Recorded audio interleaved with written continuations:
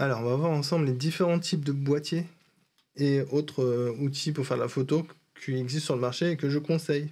Que je conseille parce que je trouve que c'est des bons plans. Ils sont intéressants à voir. Peu importe ton niveau en photographie, ils sont toujours, voilà, c'est toujours un bon plan, quoi. Et du coup, je vais pas parler de tout ce que moi, j'achèterais pas. Tu vois, je vais pas te dire, voilà, dans chaque catégorie, il y a ça qui est bien ou pas bien. Non, je vais vraiment te dire ce qui est bien uniquement.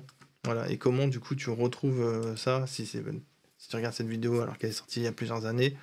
C'est pas grave, il faut juste comprendre les critères qui nous intéressent, en fait. Qu'est-ce qu'on regarde précisément. Donc là, on est sur un modèle qui a plusieurs capteurs. Voilà, tu as plusieurs capteurs sur le smartphone. Donc les smartphones, c'est une solution justement quand il y a plusieurs capteurs ici, notamment quand à partir de 3 généralement. Donc qu'est-ce qui est intéressant sur un smartphone? Qu'est-ce qui ferait que moi j'achèterais ce smartphone éventuellement?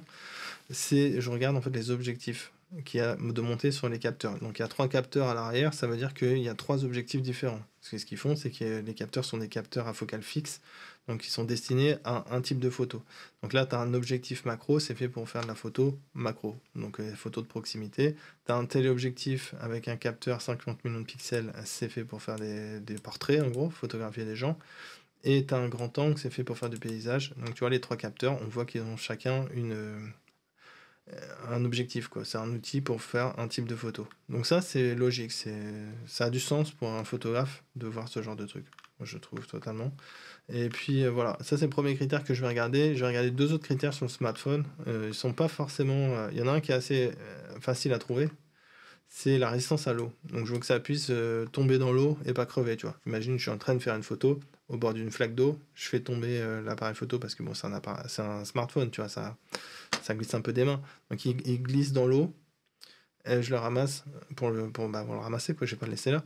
Est-ce qu'il est mort ou pas, tu vois? Non, bah du coup ça m'intéresse. Donc je regarde la résistance à l'eau, toujours. Si ça résiste pas à l'eau, de toute façon c'est pas intéressant, parce que quand tu fais de la photo, bah, si tu aimes faire de la photo dans des milieux un peu hostiles, du genre temps de pluie ou de randonnée ou des trucs comme ça, même sans faire de photos, tu vas tuer ton smartphone en fait. Donc c'est pas intéressant de toute façon un smartphone qui résiste pas à l'eau. Je comprends pas trop pourquoi ils en font encore qui résiste pas à l'eau. En tout cas ça, vraiment j'insiste là-dessus. Et un autre point sur lequel je suis assez regardant, mais là du coup je peux pas te le montrer, c'est pas affiché dans le détail là, les caractéristiques. Mais je regarde si les photos, tu peux en faire des photos RAW et pas juste des JPEG. Voilà, donc les fichiers RAW, quand tu fais de la photo, ça s'écrit comme ça, RAW. Donc ça veut dire que tu récupères les données brutes du capteur. En fait, quand tu fais une photo, à ce moment-là, tu récupères pas un JPEG, l'appareil photo ne construit pas une photo, et juste il dit, ok, c'est ça les informations du capteur, et il te les met dans un fichier, et après, toi, tu dois mettre ça dans un logiciel, et dans le logiciel, tu vas pouvoir modifier énormément les contrastes, la luminosité, les couleurs, et tout ça. Donc ça te permet de faire des retouches intéressantes sur tes photos. Donc pour un photographe, pouvoir faire de la retouche photo, c'est quand même un plus. Donc le fichier RAW, c'est un peu l'indispensable du photographe. Je comprends pas les gens qui font du JPEG, personnellement. C'est une aberration pour moi, mais voilà. Moi, je te donne mes conseils à moi. Si tu veux faire du JPEG, fuis. Fuis. Donc voilà. On va parler des autres appareils photo que je trouve intéressants. Donc là, c'est un compact étanche. C'est très important, étanche. Donc vraiment étanche, genre vraiment, vraiment étanche, quoi. C'est-à-dire que ça peut être utilisé pour faire de la plongée. Tu peux l'utiliser à la piscine, tu peux l'utiliser à la plage, tu peux le jeter dans le sable, tu peux l'utiliser dans la neige, tu peux le jeter dans la neige. Tu vois, c'est vraiment du tout-terrain. Et ça, pour ce prix-là, t'as pas ça chez les appareils plus chers qu'on va trouver, hein. Des appareils photo qui sont capables de faire ça court pas les rues. Et du coup, ça, c'est vachement intéressant. Tu peux faire du RAW aussi, donc vachement intéressant. Ça résiste aussi à l'écrasement. Donc ça aussi, c'est un point hyper important. Parce que ça veut dire que tu n'as pas peur de le promener dans tes poches. Parce que quand tu as un appareil photo compact à 1000 € et que tu veux l'amener pour faire des photos, mais tu hésites à le sortir parce que voilà, et s'il tombe par terre, tu le poses sur une table, il tombe par terre, il est cassé, etc. Ou alors tu l'as dans ta poche et tu es un peu écrasé dessus entre ta cuisse et puis un mur, un truc comme ça, je sais pas, tu vois. Tu peux rapidement craindre en fait pour l'appareil photo s'il est fragile. Là, ça, c'est pas fragile. Donc c'est juste trop bien. C'est vraiment un très bon choix. Moi, je peux que conseiller cet appareil photo parce qu'il fait du RAW, hein. Il y en a des moins chers, mais je les conseille pas parce que tu peux pas faire de RAW avec. Très très important le RAW pour les photographes, je répète, hein. Et aussi, je l'aime beaucoup parce que en plus c'est du RAW 12 bits. Et ce qui est très intéressant aussi, c'est la connectivité. Tu as du HDMI. Le HDMI, ça va te permettre de l'utiliser en mode webcam. Tu vois, accessoirement, c'est pas mal quand même. Ça te fait webcam en plus de faire tout ce qu'il fait déjà. Je trouve vraiment que c'est intéressant. Alors, t'en as des plus chers qui font plus de choses, qui peuvent être stérilisés pour être ensuite envoyés dans des blocs opératoires, etc. Bon, je les mets pas en avant ceux-là parce que c'est un peu too much, mais voilà, il faut savoir qu'il y a encore mieux, on pourrait dire. Voilà, ça c'est les premiers prix quoi, de produits vraiment intéressants que moi je conseille de mettre entre toutes les mains des photographes un peu avertis quoi et qui ont envie d'essayer des choses. Voilà, et maintenant on va passer sur les boîtiers pro. Donc un boîtier pro pour moi c'est un capteur plein format. Voilà.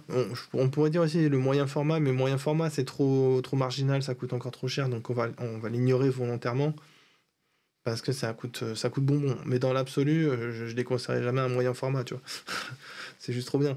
Mais bon, voilà quoi, c'est 10 000 € pour faire de la photo dans les premiers prix, ça pique. Non, là, tu vois, pour un plein format, c'est devenu hyper accessible.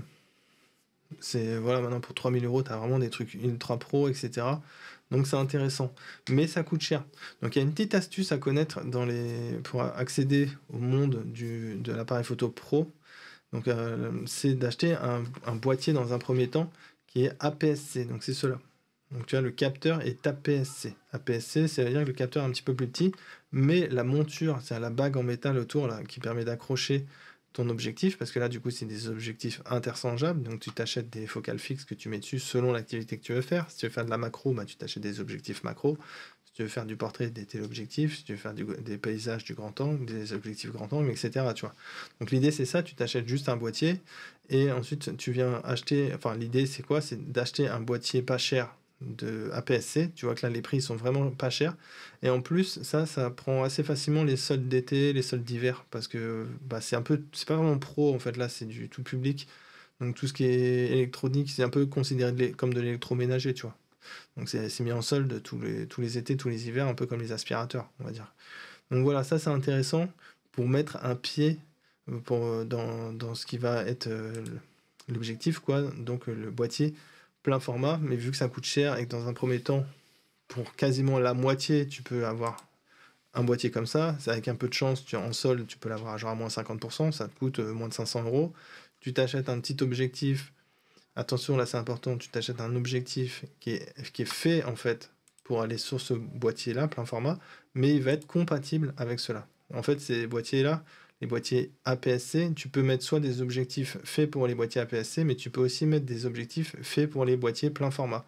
Donc l'idée c'est d'acheter pour pas cher, en solde et tout ça, quoi, un boîtier APS-C avec des objectifs faits pour le plein format, mais tu vas pouvoir les mettre dessus. Donc le seul truc qu'il faut comprendre là, c'est que en fait, les bagues d'objectifs sont propriétaires. C'est-à-dire que si tu achètes cet appareil photo là, les objectifs, il faudra que tu achètes des objectifs faits pour le plein format Nikon.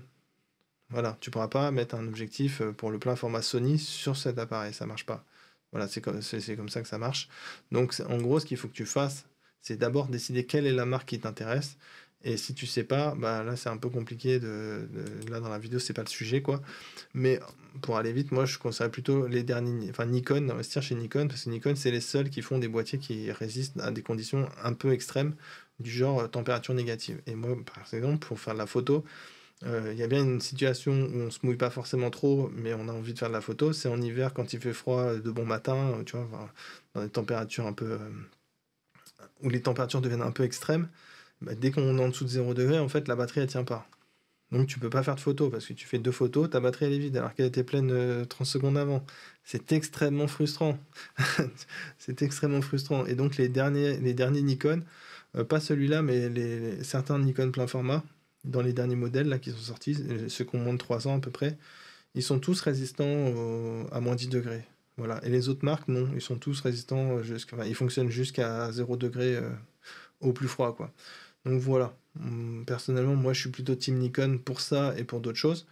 Mais voilà, je veux pas non plus te pousser spécialement vers Nikon, hein, tu fais ce que tu veux. C'est juste que je voulais juste t'indiquer cette petite astuce et bien comprendre du coup que bah, si tu es intéressé pour acheter du Nikon, il faut bien, du coup, tu es obligé d'acheter un APS-C Nikon avec des objectifs faits pour les Nikon plein format qui vont être adaptables. Donc voilà, c'est comme ça que ça marche.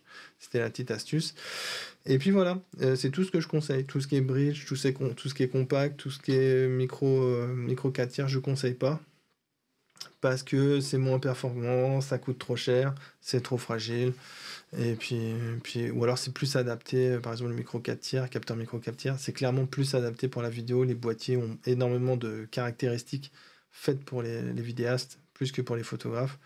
Donc tu vois, je vais pas conseiller par exemple les capteurs micro 4 tiers. Moi, je vois pas l'intérêt de te conseiller un truc qui est pas fait pour le photographe, quoi. Voilà, voilà. Bon, bah sur ce, ciao.